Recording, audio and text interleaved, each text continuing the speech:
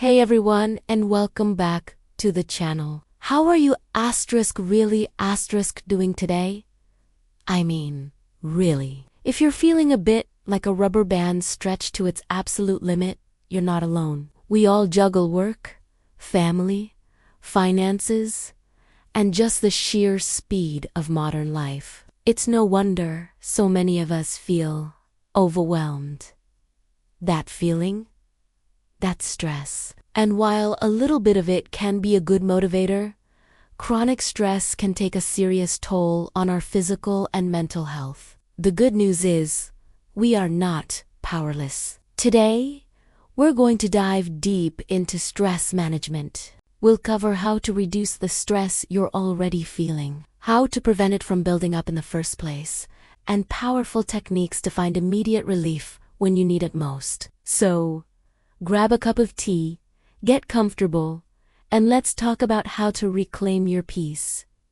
First up, let's tackle reduction. When you're already in the thick of it, how do you dial down the pressure? The first step is often the hardest. Identify your stressors. What are the specific things, people, or situations that are causing you to feel this way? Grab a notebook, and for 1 week, jot down every time you feel stressed. Note what was happening, who you were with, and how you felt. You might be surprised by the patterns that emerge. Maybe it's your morning commute, a particular weekly meeting, or even just checking the news. Once you know your triggers, you can start to develop strategies. This isn't about avoiding all your problems, but about managing your exposure and your reaction to them. For example, if your commute is a major stressor, could you listen to a calming podcast or an audiobook instead of the news? If a certain person drains your energy, can you limit your interactions or set clearer boundaries with them? The goal is to gain control where you can. Another powerful reduction technique is to simplify your life. This is all about learning the power of the word no. We often overcommit ourselves out of a desire to be helpful or a fear of missing out. But saying yes to everything means you're saying no to your own well-being. Look at your to-do list and your calendar. What is truly essential? What are you doing out of obligation versus genuine desire? It's okay to decline that extra project at work. It's okay to say no to social plans when you're feeling drained. Protecting your time and energy isn't selfish. It's essential for long-term health. Think of it like decluttering your schedule. By removing the non-essentials, you create space to breathe and to focus on what truly matters to you. This might feel uncomfortable at first, but the sense of relief that follows is absolutely worth it. Now, let's shift gears from reduction to prevention. How can we build a life that's more resilient to stress from the get? Think of this as building your emotional and physical fortress. The foundation of this fortress is your physical health. The connection between mind and body is incredibly strong. Are you getting enough sleep? Most adults need 7 to 9 hours a night. When we're sleep deprived, our emotional regulation tanks, and small problems feel like massive crises. Next, look at your diet. Processed foods and high sugar intake can mess with your mood and energy levels.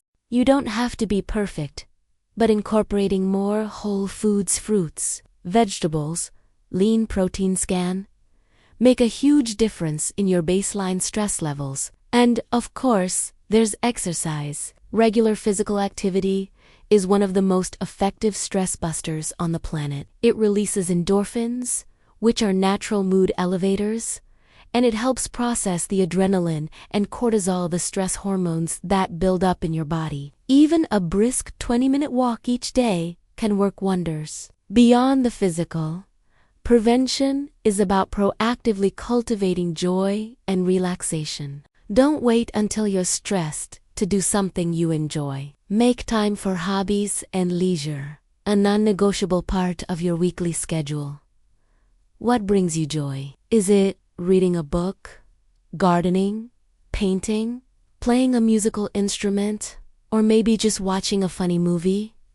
Whatever it is, schedule it in. This isn't an indulgence. It's a vital part of your mental health maintenance. Another powerful preventative tool is practicing gratitude. It sounds simple, but it works. Each day, take a moment to identify 3 things you are genuinely thankful for. This simple act shifts your focus from what's wrong in your life to what's right. It reframes your perspective and builds a positive mental habit, making you less susceptible to being overwhelmed by negative events. It's like training your brain to see the good, which acts as a buffer when stress inevitably arrives. But what about when stress hits you like a tidal wave? You're in the middle of a difficult situation, your heart is pounding, your mind is racing, and you need relief right now. This is where immediate relief techniques come in. The most accessible and powerful tool you have is your own breath. When we're stressed, our breathing becomes shallow and rapid. We can consciously reverse this. Let's try one together right now. It's called box breathing. Inhale slowly through your nose for a count of 4. Hold your breath for a count of 4. Exhale slowly through your mouth for a count of 4. And hold the exhale for a count of 4. Let's do that one more time. Inhale. 2, 3, 4. Hold. 2, 3, 4. Exhale. 2, 3, 4. Hold. 2, 3, 4. This simple exercise activates your parasympathetic nervous system, which is your body's natural rest and digest mode. It tells your brain and body that the danger has passed and it's safe to calm down. You can do this anywhere, anytime, and no one even has to know you're doing it. Another fantastic technique for immediate relief is engaging your senses. This is a grounding technique that pulls you out of the anxious thoughts swirling in your head and back into the present moment. It's called the 5-4-3-2-1 method. Wherever you are, stop and silently name 5 things you can see. It could be a pen on your desk, a cloud in the sky, a crack in the pavement. Then, name 4 things you can physically feel. The texture of your shirt, the chair beneath you, the breeze on your skin. Next, name 3 things you can hear. The hum of a computer, birds chirping, distant traffic. Then, name 2 things you can smell. The coffee on your desk, the scent of rain. And finally, name 1 thing you can taste. Maybe it's the lingering taste of your toothpaste or a sip of water. This exercise forces your brain to focus on the concrete, sensory information around you, interrupting the cycle of panic and bringing you back to the present reality. Finally, a huge part of stress management, whether it's reduction, prevention, or relief, is connection. We are social creatures, and we are not meant to handle our burdens alone. When you're feeling stressed, reach out to a trusted friend or family member. Simply talking about what's bothering you can be incredibly cathartic. It releases the pressure and helps you see that you're not isolated in your struggle. Hearing a different perspective can also help you find solutions you might not have considered on your own. On the flip side, helping others can also be a wonderful way to reduce your own stress. It takes you out of your own head and gives you a sense of purpose and perspective. Remember, connection is a two-way street.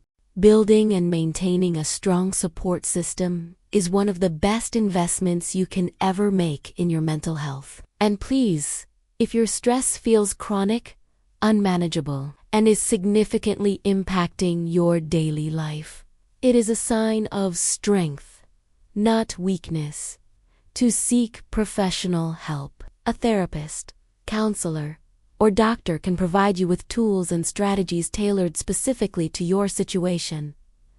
There is no shame in asking for help. It's one of the bravest things you can do for yourself. Managing stress is not about eliminating it entirely, that's impossible. It's about building a toolbox of strategies so that when stress comes knocking, you know exactly how to respond. You have the power to reduce its impact, prevent it from taking over, and find relief when you need it most. Thank you so much for spending this time with me today. I hope these strategies give you a solid starting point for bringing more calm and control into your life. Which of these tips are you going to try first? Let me know down in the comment side. Love to hear from you. If you found this video helpful, please give it a thumbs up and consider subscribing for more content on living a healthier, happier life. Take care of yourselves, and I'll see you in the next video.